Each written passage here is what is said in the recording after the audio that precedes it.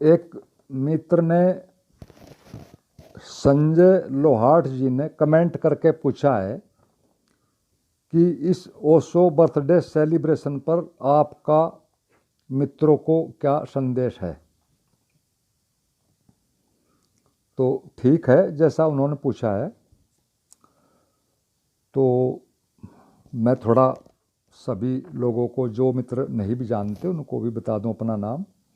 मैं स्वामी प्रीतम सहारनपुर से, और हमारे मोक्ष दर्शन आश्रम में जो हम सभी ने ये सेलिब्रेशन किया है, उसके लिए एक तरह से सभी ओशो सन्यासियों को, यानी अपने गुरु भाइयों को, ओशो प्रेमियों को और सदगुरु ओशो के इस जन्मोत्सव पर एक तरह से अपनी हार्दिक शुभकामनाएं भेजता हूं और अपना प्रणाम भेजता हूं।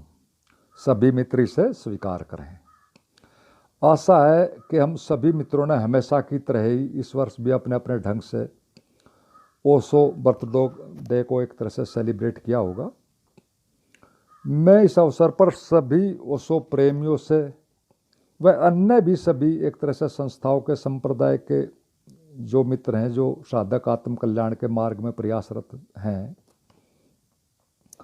उन सभी को भी एक हल्का सा निवेदन करता हूं कि सभी मित्र वर्ष में एक बार जरूर अपना आत्मविश्लेषण जरूर किया करें कि हम जो भी इस दिशा में कर रहे हैं, हमें उसका एक तरह से वांछित परिणाम मिल भी रहा है या नहीं, और हमें अपने प्रयास में कुछ फिर अब आगे परिवर्तन करना चाहिए या नहीं। और ये सब मैं इसलिए एक तरह से आपको रिमाइंड करा रहा हूँ कि ओशो के अनुसार भी और हम सभी के एक तरह से अनुभव के अनुसार भी हमारा मन, हमें जैसे ही हम साधना में चलते हैं तो वह एक तरह से फिर बहुत अलर्ट होकर भिन्न भिन्न प्रकार के एक तरह से धोखे, भटकाना या चालाकियाँ कर करके हमें एक तरह से अपने ही ढंग ढांचे में चलाता रहता है और हमें पता भी नहीं चलता, लगने देता, और हमें पूरी तरह से धार्मिक होने का अनुभव भी एक तरह से आभास कराता रहता है, जो कि सच में झूठ होता है। और फिर होता क्या है कि हम सब एक तरह से इस अवसर पर कहो, इस पर मार्ग पर अक्सर एक तरह से गोल गोल घूमते रहते हैं। और मैंने अपने जो ये चैनल है जिस पर वीडियो में डाल रहा हूँ, काफ़ी मित्र जुड़े हुए हैं, इस पर भी मोक्ष दर्शन में भी अपने अनुभवों के आधार पर और ओशो दर्शन से भी कुछ चीज़ें लेकर एक तरह से अनेक मित्रों के कमेंट्स के आधार पर 200 के लगभग वीडियो भी एक तरह से डाली हैं, और बहुत से मित्रों से पर्सनों के अलग से भी उत्तर दिए हैं, फ़ोन पर वैसे भी। तो इस विषय में तो कोई भी मित्र यदि चाहे तो एक तरह से प्रैक्टिकल साधना से संबंधित कोई भी प्रश्न मुझे पूछ सकते हैं, वो उनकी मर्जी है, और वो किसी भी माध्यम से चाहे पूछ सकते हैं। मेरा कॉलिंग और व्हाट्सएप नंबर यही है, 197 198 70 700 है। और कोई भी मित्र वीडियोस देखकर या ये सेलिब्रेशन देखकर आश्रम का, जिसकी वीडियोस में अभी बाद में मैं डालूंगा, अपने सुझाव भी दे सकता है। लेकिन वो सारी चीज़ें अच्छा यही रहेगा कि मेरी कुछ वीडियोस देखने के, सुनने के बाद ही रह के तो बहुत अच्छा रहेगा। और अपने चैनल पर मैंने एक तरह से 7-8 वीडियोस तो स्पेशली अपने गुरु भाइयों ओशो सन्यासियों के लिए भी डाली हैं। मैं उनके बारे में भी नीचे डिस्क्रिप्शन में बता दूंगा, या कोई मित्र पूछ सकता है। जो जो वीडियो हैं वो भी उनको ज़रूर देखनी चाहिए। एक तरह से वो मित्रों से निवेदन है, एक सलाह मशवरा है, तो उनको देख कर भी आप कुछ पूछ सकते हैं, अपना सुझाव दे सकते हैं। तो मैं तो बहुत मोटे शब्दों में कहता हूँ कि आप मुझे कोई गुरु घंटाल ना समझें, बल्कि आपका एक मित्र हूँ, और एक तरह से मैं अपना एक साइंटिफिक दृष्टिकोण रख कर एक तरह से कुछ ओशो के काम को आगे बढ़ाने वाली जो बात है वो मेरे दिमाग में है, वही मैं सब लोगों को शेयर करता हूँ, और आपके सबके उसमें एक तरह से सुझाव भी मांगता हूँ। और मैं सिर्फ मात्र आपको याद दिला रहा हूँ कि और कुछ नहीं, कि आप एक अनुयायी ही ना एक तरह से रह जाएं जीवन में। और एक बात अच्छे से एक तरह से ध्यान रखना, मैं सिर्फ रिमाइंड ही करा रहा हूँ, मैं किसी को ये नहीं बता रहा हूँ कि मैं आपसे कुछ ज़्यादा जानता हूँ, ऐसा कुछ नहीं।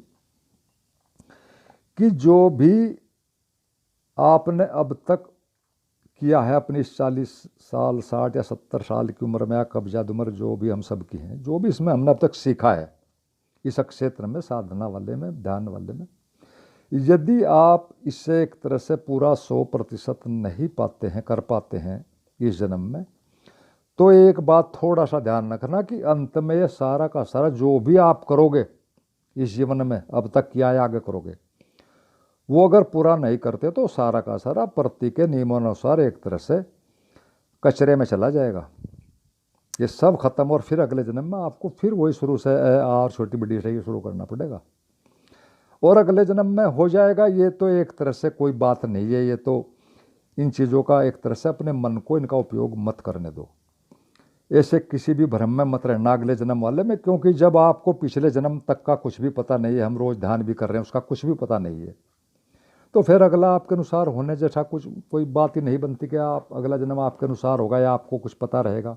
और अगर हम इतने ही विकसित हो गए या अवेयरनेस में आ गए कि हम अगला हमारे हाथ में, तो फिर तो बात ही खत्म हो गई, सारी की सारी कहानी खत्म। तो एक तरह से मेरा कहना है कि यह एक स्वर्णिम अवसर है हमें जो अभी मिला है। सदगुरु से अभी भी हमारी पूरी हेल्प कर रहे हैं सूक्ष्म जगत में, तो हमें इसका लाभ लेना चाहिए एक तरह से। और उसने साफ कहा कि अभी नहीं तो कभी नहीं, और हमें इसी कथन पर एक तरह से फोकस करना चाहिए। मन को एक तरह से उनके साहित्य से, जो कि बहुत बड़ा है, उसमें से अपनी मर्जी का ना चुनने दें, बल्कि पूरे को ही एक तरह से देखें, अवलोकन करें पूरे साहित्य का, और उसमें सब चीज़ों को देख कर कोई निर्णय ले। ऐसा नहीं कि थोड़ा सा पढ़ा और अपने मतलब का कहीं मिल गया और बात खत्म। और ओशो ने तो साफ कहा कि मेरा अनुकरण नहीं अनुसरण करना है, उन्होंने साफ कहा है। और अनुसरण का मतलब है, अनुकरण का मतलब मेरी नकल मत करना। अनुसरण का मतलब है कि जो मैंने पाया है वह आपको पाना है, चाहे वह कैसे भी पाओ और कहीं से भी पाओ, सवाल ये नहीं है। और बड़ी साफ बात है कि कोई विधि सीधा नहीं पहुंचाती। ओशो के लिटरेचर में भी सब बातें आपको मिलेंगी, मिलती हैं, बल्कि उनसे गुजर गुजर कर जो अनुभव ले लेकर हमें एक समझ आती है, एक अनुभव आते हैं, फिर उसी अनुभव और समझ के आधार पर हम एक तरह से अपना रास्ता अलग से बनाते हैं। और एक तरह से या को बनाना ही पड़ता, सभी बनाते हैं। तो पहली बात तो हमें ये ध्यान में रखनी चाहिए बार बार। दूसरी बात मैं आपको एक और रिमाइंड करा दूं, आप सब जानते हैं, मैं मात्र रिमाइंड करा रहा हूं कि जीवन के काम कभी भी किसी के पूरे नहीं होते हैं।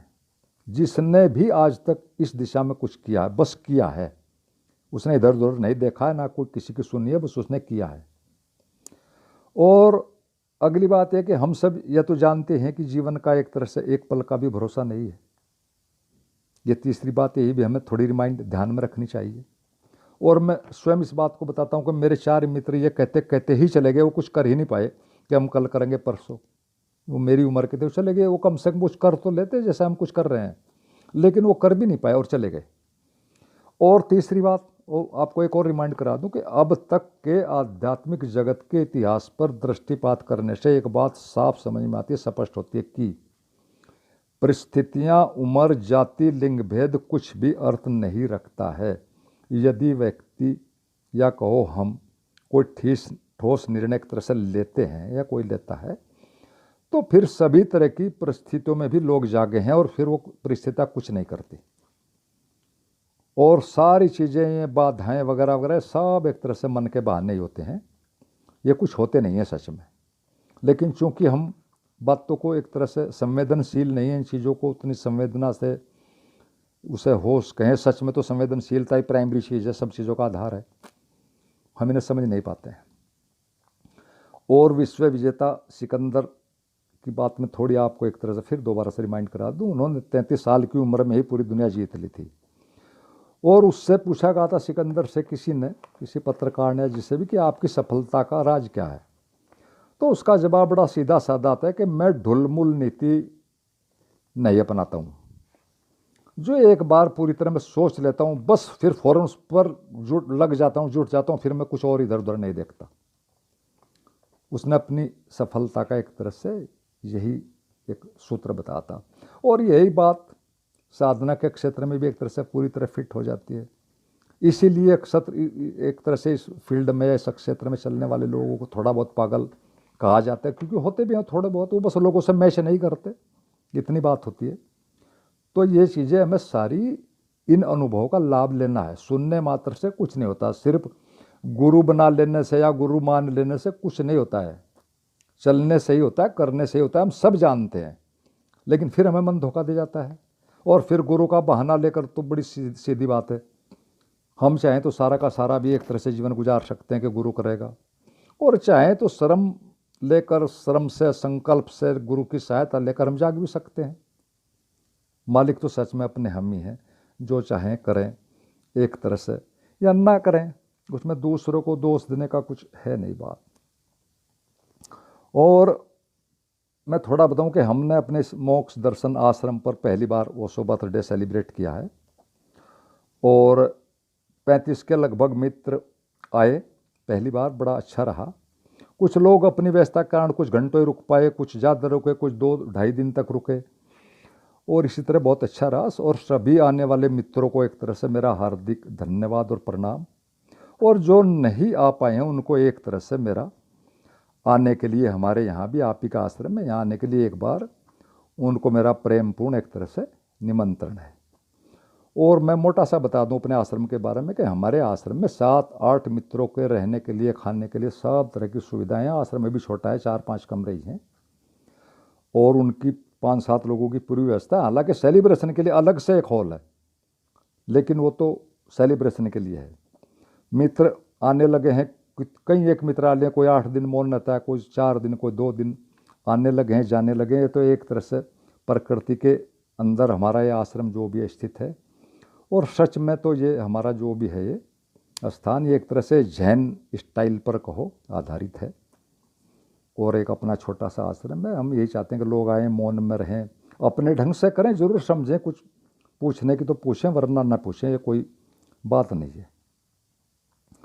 और हमारा तो ये एक मोटी सा एक तरह से दृष्टिकोण है, मोटो है जीवन का लक्ष्य, कि हम इस स्थान को एक तरह से एक साइंटिफिक प्लेटफार्म की तरह से विकसित करना चाहते हैं, जहाँ पर हमें पूरा पता ये रहे कि हम कहाँ पर हैं, साइंटिफिकली बिल्कुल एक्यूरेटली, कि हम कहाँ पर अभी हैं, कहाँ पर चल रहे हैं, कौन विधि कैसे काम करती है, हम उसका पता रहे, कौन नहीं करती है, कौन हमें सही दिशा में ले जा रही है, कौन गलत दिशा में ले जा रहे हैं। हमने एक ईजी मशीन भी उसके लिए, जो कि सबसे ज़्यादा आज तक दुनिया की सबसे ज़्यादा एक्यूरेट मशीन है, उस पर मैंने अलग से पूरी एक वीडियो बनाई है, और भी कई मशीनों में बता, लेकिन वो सबसे ज़्यादा एक्यूरेट है, और उस पर एक सेपरेट वीडियो वो मैं नीचे भी डाल दूंगा, और कोई मित्र जानना चाहे तो उसको भी भेज दूंगा।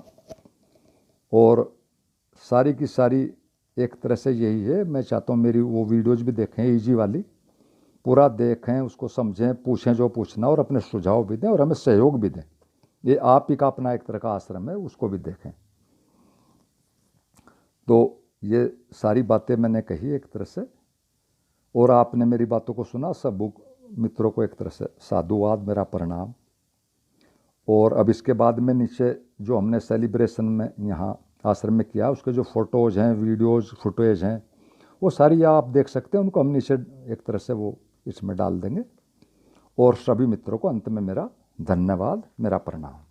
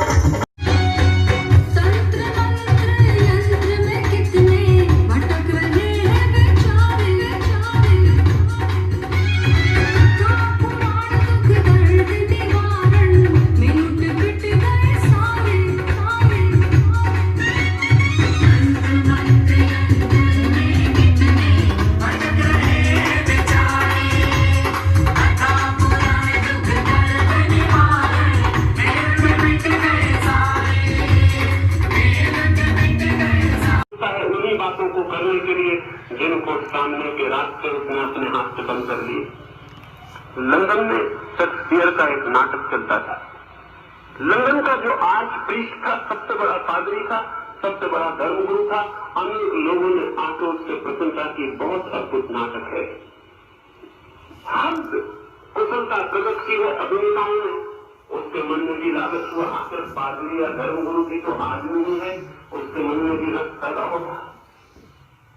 उसके मन में रस हुआ कि मैं भी देखूं, लेकिन वो तो निरंतर लोगों को समझाता था कि नाटक, सिनेमा, ये सब क्या है, ये सब व्यर्थ है, इसमें मत जाओ, ये सब पाप है। अब वो खुद जाना चाहे तो कैसे जाए। उसने नाटक के मैनेजर को एक पत्र लिखा, पूछा पत्र में, देखने आना चाहता हूं मैं भी।